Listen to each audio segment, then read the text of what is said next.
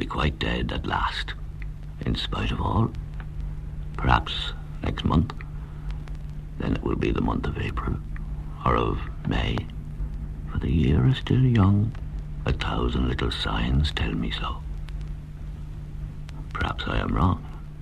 Perhaps I shall survive St. John the Baptist's Day, and even the 14th of July, Festival of Freedom. Indeed, I would not put it past me to pant on to the Transfiguration, not to speak of the Assumption. But I do not think so. I do not think I am wrong in saying that these rejoicings will take place in my absence this year. Rejoicings did take place in Paris in his absence for the city's most famous long-term literary resident, Samuel Beckett, novelist, playwright, poet, and expatriate Dubliner, 80 years old. Beckett experts came from all over the world to the Pompidou Centre in Paris to discuss the works of the great man. Among them was Rosetta Lamont from New York, a visiting professor at the Cité Universitaire. For her, Samuel Beckett, one-time member of the avant-garde, has become the classic writer.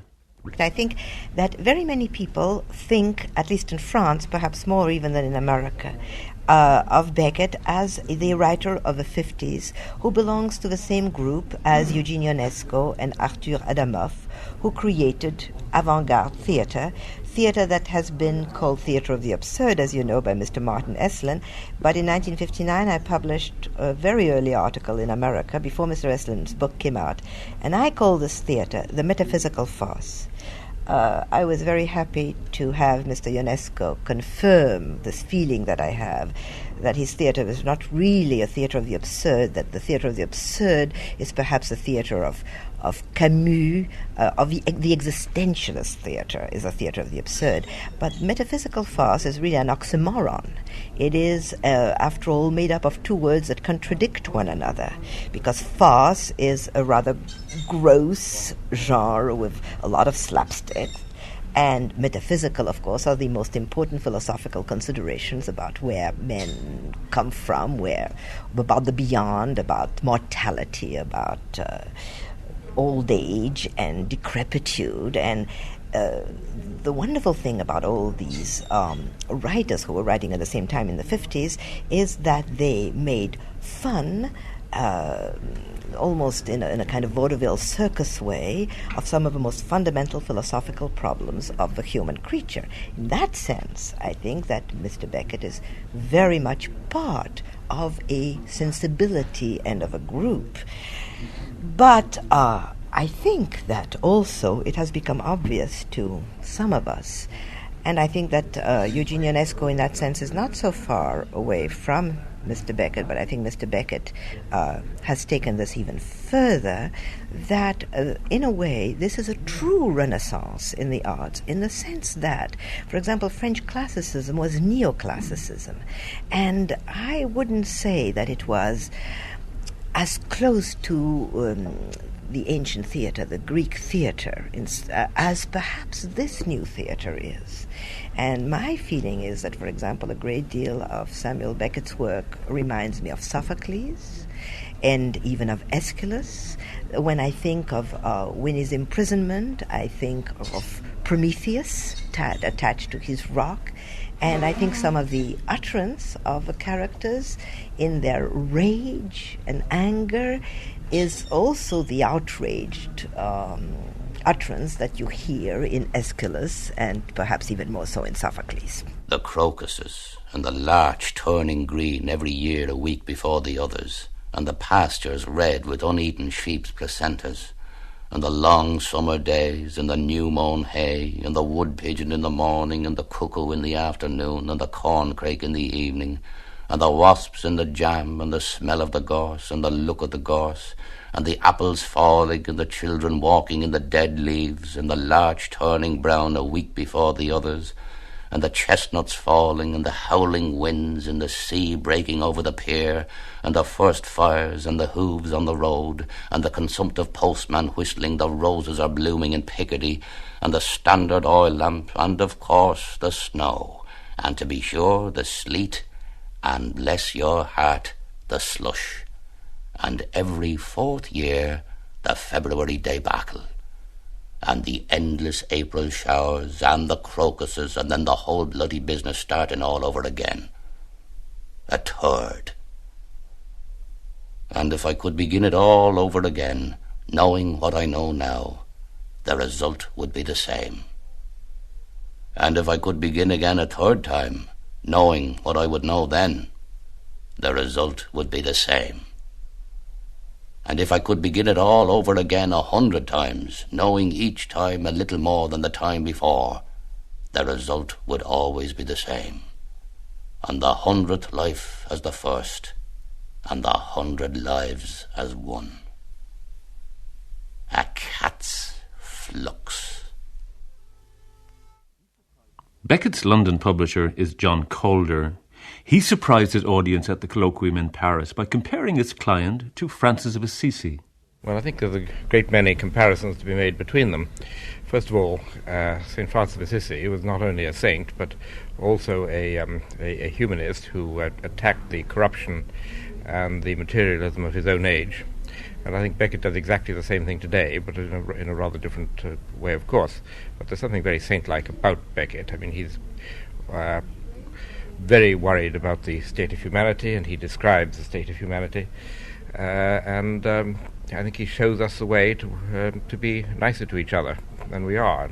And all his plays and his novels, really, carry the same message, that life is pretty terrible, as most of us have to live it, but that we can share our problems and we can share our anxieties, and that just being kind to other people relieves the tension to a great extent. You know, I think there are great parallels between their lives. I mean, they both came from fairly well-off families, and both simply rejected normal comforts and luxuries which they could have had in order to live rather simple monastic lives. And Beckett has, he's never more uncomfortable than when he's in a very luxurious restaurant or a very luxurious setting. I mean, he lives extremely simply. I mean, his flat in Paris is like a monk's cell, and he lived almost entirely inside his own mind. So I think the comparisons there are very great, but of course I went into his work to find parallels. St. Francis sold his coat in order to save a lamb from being slaughtered, and bought it from the butcher. And it's exactly the kind of thing that Beckett would do. In fact, in Godot, at one point where I made the comparison, Vladimir takes off his coat to cover Estragon when he falls asleep, although he himself is very cold and has to keep walking up and down. So I found a lot of comparisons rather like that. In the meantime, let us try and converse calmly, since we're incapable of keeping silent. You're right, we're inexhaustible. It's so we won't think. We have that excuse. It's so we won't hear. We have our reasons. All the dead voices. They make an eyes like wings. Like leaves. Like sand. Like leaves. They all speak together. Each one to itself. Rather, they whisper. They rustle. They murmur. They rustle. What do they say? They talk about their lives. To have lived is not enough for them. They have to talk about it. To be dead is not enough for them. It's not sufficient. They make an eyes like feathers. Like leaves. Godot is one of the production notebooks that we have in Reading. In fact, there are two production notebooks. By production notebooks, I mean Beckett's own notes for his production of Waiting for Godot at the Schiller Theatre in Berlin. There are two of these, one red and one green, and there is the most incredible, meticulous detail of all the movements, the gestures, the actions of the characters on stage, and it's classified in certain sections under Estragon's feet, Lucky's think, the tree, and so on. So, but what I'm actually going to do is not just talk about the detail of the notebooks, but try to see how revealing they are for critical interpretation of the plays. And I conclude with a great deal of confidence, as a matter of fact, that the notebooks are absolutely essential for our understanding of the plays and offer far more than Beckett ever thought perhaps they would do. Let me just give you an example. You see, when you're talking about Estragon and Vladimir, you have two characters who, in Beckett's production notes, are actually related very closely to what one could describe as a more kind of elemental or more cosmic vision. Estragon, and I quote Beckett almost literally, Estragon belongs to the stone. He is heavy, and he sits on the stone. Vladimir, on the other hand, belongs to the tree. He is light. Now this links, of course, with what I call certain contrasting forces within the play, a movement, as it were, to escape into a world which is not the reality of matter, but is something which is countered, of course, by a movement downwards. You can call it gravity in a physical sense. You can call it reality in another sense. Now, it's really only by seeing what Beckett, as author become director, actually does with that play, that I think we get another dimension. James Knowlson, Professor of French at the University of Reading, and also the curator of the Beckett archives which are kept at Reading. Beckett's early love of the theatre extended to, or perhaps began with, the music hall.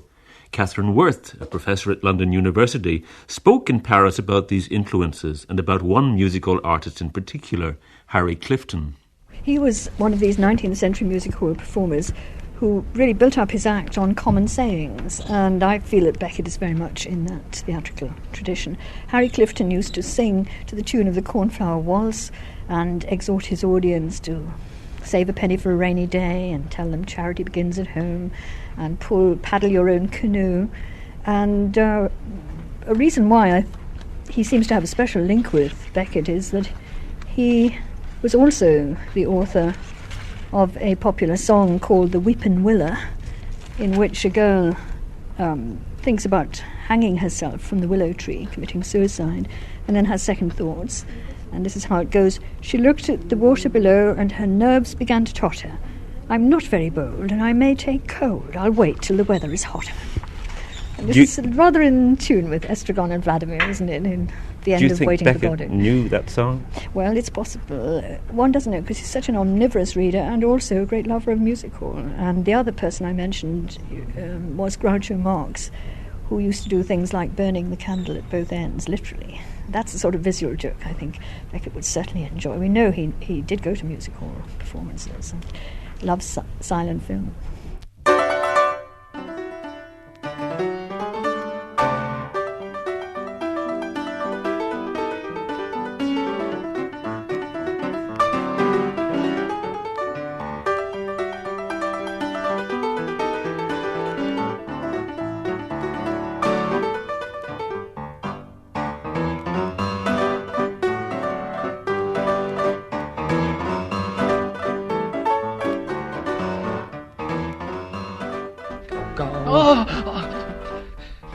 Why will you never let me sleep?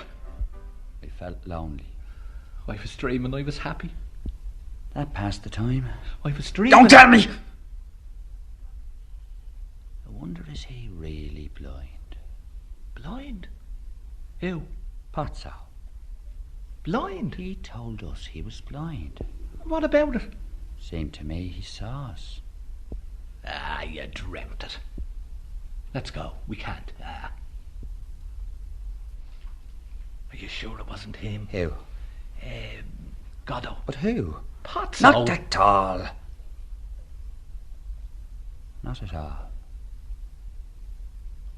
Not at all. Suppose I may as well get up. Oh! Dee Dee. I don't know what to think anymore. Me feet. Help me. Not surprisingly, Terence Brown, Professor of English at Trinity College Dublin, came to Paris to talk about Beckett and the Irish connection. Yes, I would see that in many ways in the play All That Fall, obviously there are echoes of Sing language, Sing song, the Alberno English, which is actually employed. I also see that he was interested in Yeats's later plays at the Hawk's Well, for example, and the image of solitary figures on a lonely stage is something that he may have derived from Sing's The Well of the Saints, which would seem in many respects to anticipate the kind of stark metaphysical vision that one derives from a Beckett play. So I think there is a sense in which there is influence, but there is also the sense in which Beckett is caught in a similar kind of historical condition to Sing and Yeats, but at a later stage, and his response is accordingly different. Well, I'm going to talk about, quite simply, Samuel Beckett's Ireland, but quite simply it is not, because for a writer who left the country at an early age as a young man, and who for many years hasn't visited the country, and whose work on first reading does not seem ostensibly to deal largely with Irish subject matter, he represents a writer who seems outside the tradition of Irish writing in English, which has often been obsessively concerned and obviously concerned with the whole matter of Ireland, with the mess of Ireland, the conflict, the whole situation of Ireland, England. All of that seems on first and even subsequent readings not a primary presence in Beckett's world. And yet I want to place him as a writer who has a specific and particular Irish background, that of the Protestant Irish in the first couple of decades of Irish independence, whose childhood, whose imaginative formation was before independence and the partition and the Civil War. And I wish to see Beckett as a writer in whose work one can find traces as on a Geiger counter that measure at crucial points the tremors that were experienced in Protestant Ireland in that period. Now, I see that as being reflected in a number of concerns in Beckett, and one of those is one of his concerns with the home, the house, indeed even the room. And in these, one sees a kind of diminution taking place of the characteristic Anglo-Irish concern with the great house, the big house, which even as late as Yeats had been projected as an image of heroic splendour against the social dishevelment of modern Ireland. In Beckett, you see that reduced only to a private room, a room in which obsessional memories are reflected upon. And this seems to me to represent some kind of imaginative shift that had taken place in the Ireland of his period. Now, I relate that to other, much more directly autobiographical works that were produced by individuals of his background in the same period, and I'm thinking primarily of Louis MacNeice, and interestingly enough, I think also C.S. Lewis, who was, both of whom came from Church of Ireland backgrounds, in some respects similar to that of Beckett's, who wrote works, autobiographical works. Lewis's Surprised by Joy, Louis MacNeice's entitled The Strings Are False, which also have an obsessional retrospective recall of the family home. And in their world, we see how the literature of childhood is registered in terms of notes of endurance, which seems remarkably similar to the sense of endurance in a room that is one of the motifs of Beckett's work. These three he actually singles out for special praise when he was asked to write a programme once about a performance of one of Shaw's plays. And he wasn't so keen on Shaw, but on that occasion he did say that he would exchange Shaw for Yeats, Sing and O'Casey, and he mentioned specific plays of theirs, including by obliquely he mentioned At the Hawk's Well, and Sing's play The Well of the Saints, and O'Casey's Juno. And I think it gets different, there are different affinities with each of these playwrights, but Sing, I would say particularly, the connection between them is in their fascination with loneliness their power to show us lonely figures wandering through desolate landscapes in a way that's both comical and also lyrical and really very touching. But above all, I would say, to show how their minds are full of words, wonderful words, the gift of the gab they have, these people of Beckett's and Synge's and O'Casey's, of course, and how they can construct worlds to live in for themselves and for other people through their imaginative powers. And that's the thing that one always thinks of with Synge, isn't it? Straight away, and certainly with these lonely characters of Beckett's too. You see him in the Irish tradition? Oh, very much so, yes. I found it interesting to talk about him in Paris, because I've always felt his closeness to Yeats and the other Irish playwrights. And from the turns of phrase, of course, that you get in Beckett's plays, as in Ajo, little simple question like, will I tell you now, seems to me to breathe Irishness.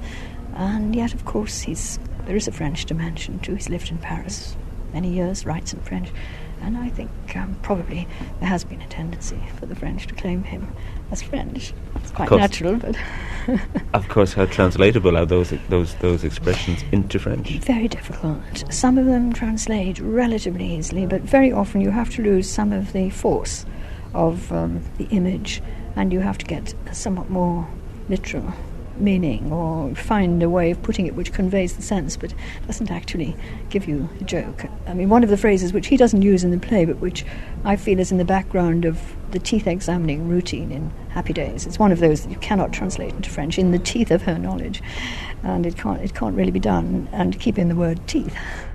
James Knowlson, the curator of the Beckett archives, is also fascinated with the Irish connection in Beckett's work. It's very strong. We have not only a lot of Irish friends, but at the moment we have an exhibition, a major exhibition of photographs coming from the Irish photographer, the Dublin photographer, David Davison, which form part of a book written, interestingly enough, not by a Beckett scholar, but by an Irish cardiologist, an expert on blood pressure, Dr. Owen O'Brien, who comes from Dublin and is a specialist and an expert also on the history of Dublin. Now that exhibition is coming first to the University of Reading in May and stays until June, and it is important. I think it's important in several ways, but it's important in the sense that it actually shows that there is a real world. It will never be more than, or less than, Beckett's reality, his real world, but there is a real world in Beckett. You see, scholars have in the past been so preoccupied with Beckett as I would call it the king of the dark depths of the internal world, the solipsistic self, that they forget that even though this material is transposed, when Beckett writes about a road to nowhere, that road actually goes across the Dublin hills. And if you know your Dublin, as Dr. O'Brien knows his Dublin, you can not only pinpoint the actual places that Belacqua in More Pricks Than Kicks, the early stories, sees in his travels and in the stories, but actually in the later prose and in the later plays you can actually see that those memories of Beckett as a youth brought up in Foxrock and in Dublin, of course, have stayed with him, and that those memories, that he is still, in a sense, and I use here a term that he's used to, Dr. O'Brien, trudging the old back roads. How can I go on? I cannot. Oh, let me just flop down flat on the road like a big fat jelly out of a bowl and never move again. A great big slop, thick with grit and dust and flies. They would have to scoop me up with a shovel. Heavens, there is that up mail again. What will become of me? I am just a hysterical old hag, I know, destroyed with sorrow and pining and gentility and church-going and fat and rheumatism and childlessness. Minnie, little Minnie. Love, that is all I asked. A little love, daily, twice daily. 50 years of twice daily love, like a Paris horse butcher's regular. What normal woman wants affection? A peck on the jaw at morning, near the ear, and another at evening. Peck, peck, till you grow whiskers on you. Jerry Jukes, who lectures on Beckett's work, adapted a solo stage show from Beckett's trilogy Molloy, Malone Dies and The Unnameable, and the show, called I'll Go On, with the actor Barry McGovern, was staged in Paris during the Beckett celebrations. Does Jerry Jukes see Beckett first as a novelist or as a playwright? Well, he began his career writing fiction. And in the late 40s, when he was working on the trilogy, he produced Godot in 1948-49. I see him principally as a fiction writer, though fiction is hardly the kind of category that one would use. The show that Barry and I were involved with, I think, demonstrates in one way that the fiction and the drama are very close together. There's very little. There's really in the trilogy. There's a very, very narrow dividing line between a sort of a discursive prose and a script for a speaking voice. Now, of course, in making our selections, we went for those pieces which are more hospitable to the speaking voice.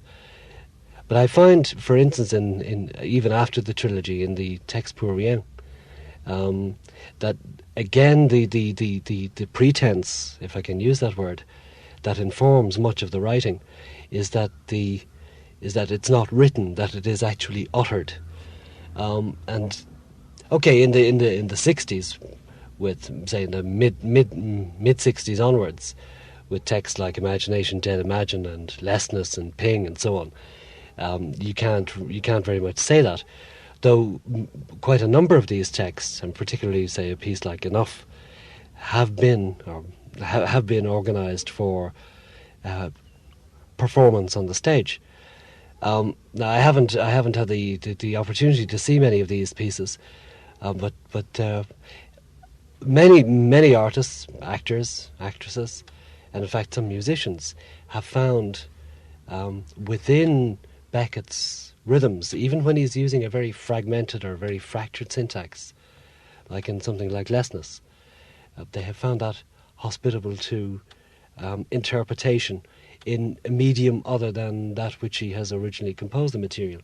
For instance, Jerry Barry has done a musical setting for Lessness, and you can multiply these examples. The task, say in some years' time, the task of bringing out a full bibliography of Beckett in his appearances and all the various media he's used, that is going to fall to some scholar who will probably go mad. The work is going to be incredibly difficult, simply because his work exists not only in two languages, which is complicated enough, but in multimedia. When Godot first came on in London, I saw it and was fascinated by it. I wrote him a letter saying I would like to publish it in Britain, and I'd very much like to meet him. But the letter took several weeks to get to him because it was sent to the wrong address. And when I finally did come to Paris and meet him, we got on very well, and we used to meet several times a year and have dinner together and so on. But I never published Godot because my letter being late, another publisher's letter got there first. But then they decided they didn't really like the novels very much, for various reasons, and so I got hold of the novels and then eventually published all his poetry and everything else. So I have about 80% of his output, but not, unfortunately, the most popular plays, which of course is what sells best. So how close is your relationship with him been down the years? Oh, well, we've been very, very good friends now for 30 years, and I see him every time I come to Paris. I see him twice this week. And, I mean, we used to sit up and talk most of the night. Nowadays, he's 80, and he can't do that anymore, so our meetings are much shorter, but we're very good friends, and we talk about the state of the world and his own writing and so on. It's always exciting, when he gives me a new text. The last one that I published was Worsford Hoe, and I had dinner with him one night. I said, "By the way, Sam, is there anything else coming along?" So he opened his briefcase and said, "Well, I've got this, but you don't have to publish it. You probably won't like it." That's an absolutely marvellous text, I've memorized a good bit of it and occasionally recite it in different places as one of my party acts. Have some of these texts been produced unexpectedly for you? Well, that one was, yes. He never tells you when he expects to finish anything, because he's never sure if he's going to finish it. I know his drawers are stuffed with things that he started and not been able to get on with very far. And then sometimes he starts it in French and continues in English, and sometimes it's the other way round. And then all of a sudden there's a burst of energy and he finishes it. But you never know what's coming along. And in the relationship of publisher and author, you would never, as publishers do, push the author to finish something? Oh yes, I would certainly push, but in a friendly way, of course. No, I think all authors have got to be pushed to get on with things. What I'm pushing Sam about right now is to translate some of his French poems, which are marvellous things. In order to twist his arm a little bit, I've done quite a few of them myself into English, because somebody else's translation is usually the spur to get him going. She knew it was me by my smell. Her shrunken, hairy old face lit up. She was happy to smell me. She jabbered away with a rattle of dentures and most of the time didn't realise what she was saying. Anyone but myself would have been lost in this clattering gabble, which can only have stopped during her brief instance of unconsciousness. In any case, I didn't come to listen to her. I got into communication with her by knocking on her skull. 1 knock meant yes, 2 no, 3 I don't know, 4 money, 5 goodbye. I was hard put to ram this code into her ruined and frantic understanding, but I did it, in the end. That she should confuse yes, no, I don't know, and goodbye was all the same to me. I confused them myself. But that she should associate the 4 knocks with anything but money was something to be avoided at all costs. During the period of training, therefore, at the same time as I administered the 4 knocks on her skull, I stuck a banknote under her nose, or in her mouth, in the innocence of my heart. For she seemed to have lost, if not absolutely all notion of mensuration, at least the faculty of counting beyond 2. It was too far for her. Yes, the distance was too great from 1 to 4. By the time she came to the 4th knock, she imagined she was only at the 2nd, the first 2 having been erased from her memory as completely as if they'd never been felt. Though I don't quite see how something never felt can be erased from the memory, and yet it is a common occurrence. She must have thought I was saying no to her all the time, whereas nothing was further from my purpose. Barry McGovern and the small group from Dublin's Gate Theatre were given the privilege of meeting the reclusive Samuel Beckett after the performance of I'll Go On. Meeting Beckett in real life, as distinct from Beckett in his writings, is described by Barry McGovern. Well, it was a marvellous experience because I've been reading his novels and poems and other writings and playing in some of his plays for years. And indeed I've seen all of his plays, but 2 I think, and it was a marvellous experience, naturally, because I've been immersed in him for a long time, especially over the last year. And but he was a very kind, gentlemanly man, very polite. He was very interested in our show. We'd been in communication with him by letter, and he's been very helpful and very encouraging about the show. He's a very private, quiet man. He is not a recluse, as people say. He's just a private man, and I respect his privacy, and I wish more people did, because he's been hounded by everybody, especially at this 80th birthday celebration thing, which I think he could do without. I think he'll be very glad when it's all over. John Minahan was also in Paris during the celebrations to take yet more photographs of Samuel Beckett, a man he has photographed on other occasions in London and in Paris. For a photographer, he's a dream. The man has a fantastic eagle-shaped face, very Irish face, actually. I mean, there's great photographs of Beckett, but he's a very easy man to photograph, and indeed likes the camera. I suspect he probably likes the camera more than his own voice, which he still has that, slight Dublin lilt to it. I found the man very giving. He was very hospitable to me because I don't talk to him about his work. I'm not a Beckettian scholar. I'm a photographer. He's an Irishman. I'm an Irish photographer, and I wanted to photograph him. He'd seen my work in a thigh, and from that moment on, the relationship was based on, like, what's the price of a pint of Guinness in Dublin? Have you been back lately? He helped me, and that was great. I mean, that was nice. Of course, you know that Mr. Beckett does not like to reveal himself too much. And one thing that he does say is that when he was a schoolboy, he was forced to study science, which is not something that he enjoyed so much, because later on, of course, he went on to classical and modern languages.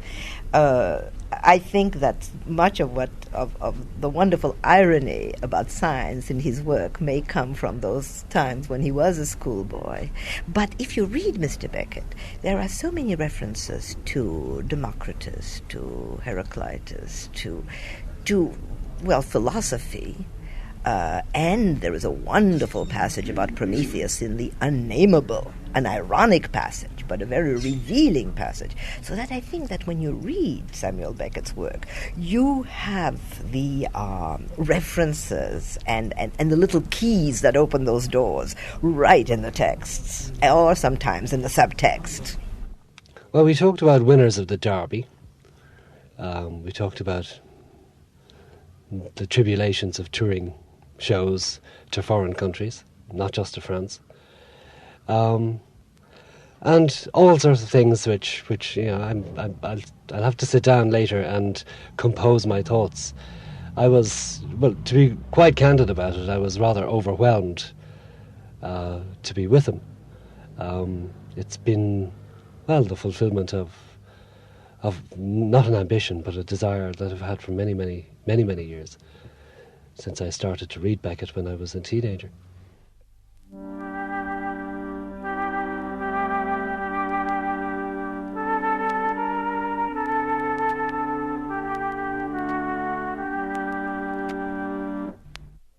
My way is in the sand flowing between the shingle and the dune. The summer rain rains on my life, on me, my life, harrying, fleeing to its beginning, to its end. My peace is there in the receding mist, when I may cease from treading these long shifting thresholds, and live the space of a door that opens and shuts.